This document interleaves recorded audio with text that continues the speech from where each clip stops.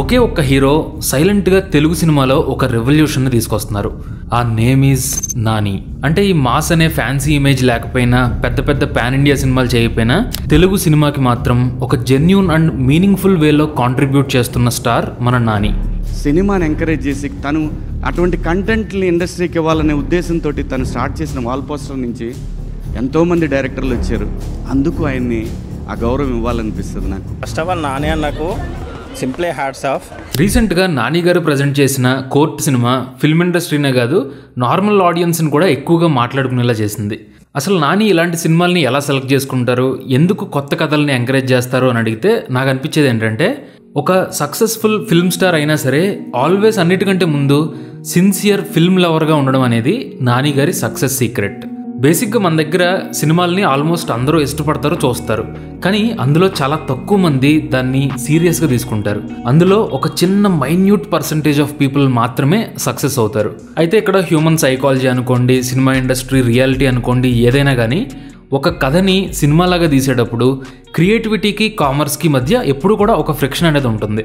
అంటే డబ్బులు పెట్టే వాళ్ళకి కాంబినేషన్స్, హిట్ ఫార్ములాస్, ఈ ట్రెండ్స్, టెంప్లెట్స్ అన్నీ గుర్తొస్తాయి. అలా రావడంలో కూడా తప్పులేదు, ఎందుకంటే ఇన్వెస్ట్ చేసినప్పుడు ఆటోమేటిక్గా రిటర్న్స్ ఆశించడం కామనే. అయితే ఈ ప్రాసెస్లో సినిమా మీద ఉన్నటువంటి ఇష్టం కావచ్చు, ఒక మంచి కథ చెప్పాలి అన్న ఇంట్రెస్ట్ కావచ్చు, ఈ రెండు కూడా తగ్గిపోతాయి. కానీ నాని గారి పర్సనాలిటీలో మాత్రం ఫిల్మ్ స్టార్తో పాటు ఫిల్మ్ లవర్ కూడా చెక్కు చెదరకుండా అలాగే ఉన్నాడు. ఎందుకంటే లాస్ట్ 5 yearsలో నాని గారి ఫిల్మోగ్రఫీని, ముఖ్యంగా ప్రొడ్యూసర్గా ఆయన చేసిన సినిమాలని చూస్తే ఎక్కడా కూడా ముందు సేఫ్టీ చూసుకుందాం, ఫార్ములాని పట్టుకుందాం అన్నట్టు కనిపించదు. ఎందుకంటే దసరా లాంటి సినిమాని తీసుకోండి, ఒక డెబ్యూ ఫిల్మ్ మేకర్ని నమ్మి 60 కోట్ల బడ్జెట్ పెట్టి ఫుల్ క్రియేటివ్ ఫ్రీడమ్ ఇచ్చి హీరోగా తానే సొంత రెస్పాన్సిబిలిటీ తీసుకోకపోతే ఇప్పుడు శ్రీకాంత్ ఓడెలా లాంటి ఫిల్మ్ మేకర్ ఇండస్ట్రీకి దొరుకుండేవాడు కాదు.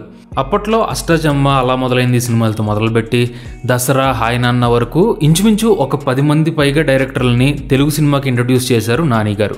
దీనికి ఒక ఫిల్మ్ స్టార్లా కాకుండా ఫిల్మ్ లవర్గా కూడా ఆలోచించడం మెయిన్ రీజన్ అనిపిస్తుంది.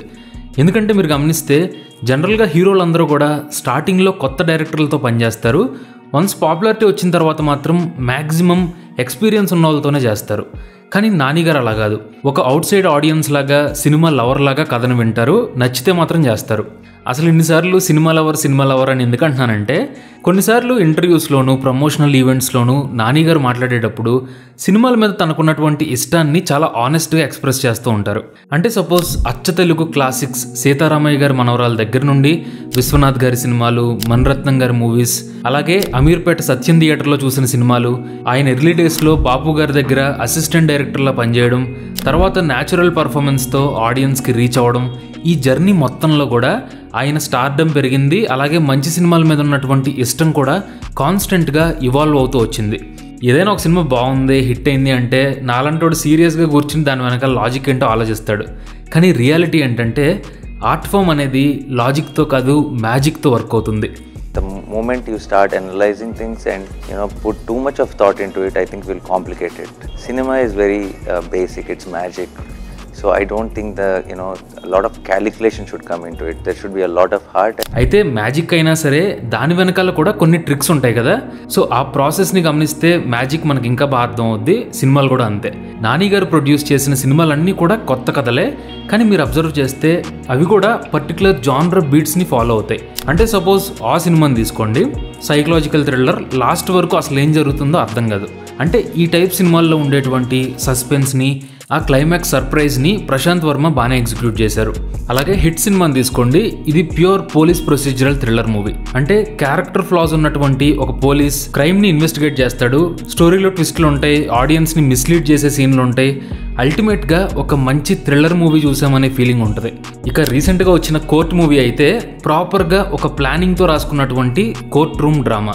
అంటే కోర్టులో వాదించుకునే సీన్లు ఉంటాయి, కేసుకు సంబంధించి ఆడియన్స్కి స్లోగా చిన్న చిన్న ట్విస్టులతో ఇన్ఫర్మేషన్ రివీల్ చేస్తూ ఉంటారు. అలాగే లాస్ట్ వరకు ఆ సస్పెన్స్ని, ఎమోషన్స్ని మెయింటైన్ చేయడం, ఇదంతా కూడా రైటింగ్ అండ్ మేకింగ్లో జరిగినటువంటి మ్యాజిక్ అని చెప్పాలి. ఇక్కడ నా పాయింట్ ఏంటంటే, నిజంగానే ఒక సినిమాని స్క్రిప్ట్ స్టేజ్లో జడ్జ్ చేయడం కొంచెం కష్టం. అయితే క్వాలిటీ ఉండే సినిమాలని, ముఖ్యంగా ఒకే జానర్కి స్టిక్ అయ్యే కథల్ని నాని గారు అవుట్ సైడర్ లాగా, రెగ్యులర్ సినిమా లవర్ లాగా చూడడం వల్ల ఆయనకి ఆ జడ్జిమెంట్ ఈజీ అవుతుంది. నిజమో కాదు తెలియదు, కానీ నా గెస్ ఏంటంటే ఏదైనా కొత్త కథ విన్నప్పుడు ఆయన ఇది ఎంత కలెక్ట్ చేస్తుంది అని ఆలోచించకుండా ఆడియన్స్ ఈ కథను చూసి ఎలా రెస్పాండ్ అవుతారు అనే థాట్ ఆయన డెసిషన్ని నడిపిస్తుంది అని. మన శివాజీ గారు స్టేజ్ మీద నాని గారి గురించి ఒక మాట చెప్పారు. నిజంగానే హీరోగా పీక్ సక్సెస్లో ఉన్నప్పుడు కంటెంట్ ఉండే కొత్త సినిమాల్ని రిస్క్ చేసి మరీ ఎంకరేజ్ చేయాల్సిన అవసరం ఆయనకి లేదు. అయితే దీని వెనకాల నాకు కనిపించే రీజన్ కొత్త వాళ్ళకి ఆపర్చునిటీ ఇచ్చి తెలుగు సినిమాలో తన లెగసీని క్రియేట్ చేసుకోవాలి అని. సినిమాలే కాదు, జనరల్గా లైఫ్లో ఏ ఇతర ఫీల్డ్ అయినా సరే గివింగ్ బ్యాక్ అనేది ఒక బ్యూటిఫుల్ హ్యూమన్ క్వాలిటీ. అంటే మనకి కొంత ఇచ్చిన ప్రపంచానికి తిరిగి మళ్ళీ మనం కొంత వెనక్కి ఇవ్వడం. అందుకేనేమో రీసెంట్గా ఒక ఇంటర్వ్యూలో నాని ఏం చెప్పారంటే, ఒక హీరోగా ఎన్ని సినిమాలు చేసినా సరే కొన్ని సంవత్సరాల తర్వాత వెనక్కి తిరిగి చూసుకుంటే ఆయనకి మనస్ఫూర్తిగా మంచి ఫీలింగ్ ఇచ్చేది ఆయన ఇంట్రడ్యూస్ చేసిన డైరెక్టర్లు, యాక్టర్లు మంచి వర్క్ చేసేటప్పుడే అని. ఇక్కడ మనం గమనించాల్సిన పాయింట్ ఒకటి ఉంది. ఎక్కువ ఆలోచించకుండా నాని గారికి నచ్చిన సబ్జెక్ట్ని చేయగలిగేటువంటి ఈ ఫ్రీడమ్ 2018 తర్వాతే వచ్చింది. ఈ మాట కూడా ఆయనే చాలాసార్లు చెప్పారు. అంటే అప్పట్లో వరుసగా దిల్ రాజు గారి ప్రొడక్షన్లో కొంచెం కమర్షియల్ యాంగిల్లో కొన్ని సినిమాలు చేశారు. సపోజ్ ఎంసీఏ అండ్ నేను లోకల్ లాంటి సినిమాలు నాని గారికి ఫైనాన్షియల్గా మంచి బూస్ట్ ఇచ్చినాయి. దీనివల్ల తర్వాత కంటెంట్ బేస్డ్ మూవీస్ని, క్యారెక్టర్ సెంట్రిక్ కథల్ని ఎంచుకోవడానికి స్పేస్ దొరికింది. అందుకే జెర్సీ, దసరా లాంటి సినిమాలు వచ్చాయి. ఇప్పుడు నాని ప్రొడక్ట్ అంటున్న వాళ్ళంతా కూడా కొన్నాళ్ళకి ఖచ్చితంగా తెలుగు సినిమాలో ఒక లెగసీని క్రియేట్ చేస్తారు. ప్రాక్టికల్గా మిగిలిన వాళ్ళు కూడా చేయలేకపోవచ్చు, చెయ్యాలి అన్న రూల్ కూడా లేదు.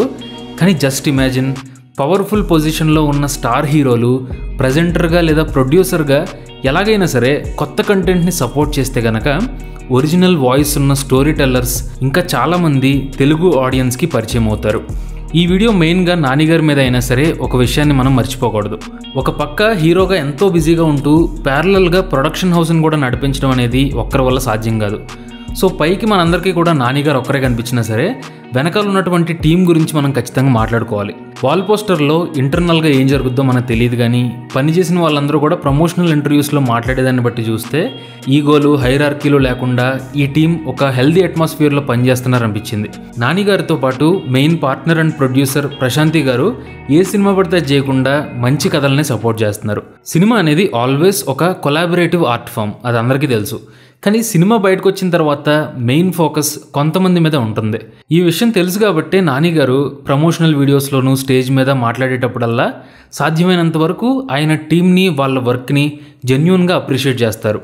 ఒక మంచి టేస్ట్, సెన్సిబిలిటీ అండ్ రెస్పాన్సిబిలిటీ ఉన్నప్పుడు ఎంచుకునే కథలు కూడా బాగుంటాయి అనేది నా ఫీలింగ్. కానీ ఆ కథ సినిమాగా కన్వర్ట్ అవ్వాలి అంటే చాలా విషయాలు ఎలైన్ అవ్వాలి. ప్రజెంట్ నేనైతే నాని చిరంజీవి గారితో శ్రీకాంత్ ఓడెలా డైరెక్షన్లో ప్రొడ్యూస్ చేస్తున్న సినిమా కోసం ఈగర్గా వెయిట్ చేస్తున్నాను. ఎందుకంటే ఒక ప్రొడ్యూసర్గా, ప్రజెంటర్గా నాని గారు తన ఎక్స్పీరియన్స్ని కూడా టేబుల్ మీద తీసుకొస్తారు. కథ ఓకే చేసిన తర్వాత మంచి టెక్నీషియన్స్ని చూస్ చేసుకోవడం దగ్గర నుండి షూట్లో కావాల్సిన రీసోర్సెస్ కానీ, ప్రమోషనల్ స్ట్రాటజీస్ కానీ, ఎడిటింగ్లో కరెక్షన్స్ కానీ, ఇలా ప్రతి దాంట్లో కూడా ఆయన నుండి ఒక సపోర్ట్ ఎప్పుడూ ఉంటుందని ప్రొడ్యూసర్లు, డైరెక్టర్లు చాలాసార్లు చెప్పడం మనం విన్నాం. మీతో సినిమా చేస్తే ప్రొడ్యూసర్ టెన్షన్ ఉండదండి, ఎందుకంటే అన్నీ మీరే చూసుకుంటారు. సో టీం వర్క్ కరెక్ట్గా జరిగితేనే మంచి సినిమాలు బయటకు వస్తాయి. ఇకపోతే నాని గారి ఇంటర్వ్యూలు అన్నీ చూసిన తర్వాత ఒక పాయింట్ క్లియర్గా అర్థమైంది. థియేటర్లో స్క్రీన్ మీద మంచి కంటెంట్తో పాటు ఆయన ఫేస్లో కూడా ఒక జెన్యూన్ కంటెంట్మెంట్, అంటే సంతృప్తి కనిపిస్తుంది. లేదంటే ఇలాంటి ఒక ప్లేస్కి రీచ్ అవుతాను అని అసలు ఇప్పుడు కాదు, నేను ఒక 3-4 ఫిల్మ్స్ ఓల్డ్ ఉన్నప్పుడే దాటేసాను, నా ఇమాజినేషన్ దాటేసాను. సో ఇంకా ఆ తర్వాత ఇంక ఏది వచ్చినా రాకపోయినా బోనసే తప్పితే ఇది ఉంది, ఇది కాపాడుకోవాలి, ఇది అసలు లేదు. I just want to enjoy every day. I want to do something I really love. Nani గారు ఫస్ట్ నుండి కూడా బయటకు వచ్చినప్పుడల్లా హానెస్ట్గా, హంబుల్గా, డౌన్ టు ఎర్త్ పర్సనాలిటీతోనే మాట్లాడుతూ ఉంటారు. జనరల్గా సినిమాల్లో ఒక స్టార్ హీరో అనగానే చుట్టూ ఏదో తెలియని హంగామా, హడావిడి ఇవన్నీ ఉంటాయి. కానీ నాని గారు ఎందుకో ఈజీ టు అప్రోచ్ అన్నట్టు ఉంటారు. ప్రెస్ మీట్స్లో, ఇంటర్వ్యూస్లో ఎదుటి వాళ్ళు అన్కంఫర్టబుల్ చేయాలని చూసినా సరే ఎప్పుడూ కూల్గానే తీసుకుంటారు. ఇక జెన్యూన్గా సినిమాల గురించి ప్యాషనేట్గా మాట్లాడే వాళ్ళతో నాని గారి కాన్వర్జేషన్స్ చాలా బాగుంటాయి. సో మూవీ లవర్స్, ఇక్కడ నా పాయింట్ ఏంటంటే, ఇప్పుడేదో కోర్టు సినిమా బాగుందని చెప్పి సడన్గా నానిని పొగిడేయాలి అని ఈ వీడియో చేయలేదు. ఎప్పటి నుండో ఆయన స్లోగా బిల్డ్ చేస్తున్న టాలెంట్ని, స్టోరీస్ని చూసినప్పుడు ఈ మనిషిని ఖచ్చితంగా అప్రిషియేట్ చేయాలి, సెలబ్రేట్ చేయాలి అనిపించింది. సో ఈ టాపిక్ మీద మీ ఫీలింగ్ ఏంటి? కోర్టు సినిమా ఎలా ఉంది కింద కామెంట్ చేయండి. ఫ్యూచర్లో కూడా నాని గారు ఇలానే మంచి సినిమాల్ని మనకు అందివ్వాలని కోరుకుందాం. Thank you for watching this video.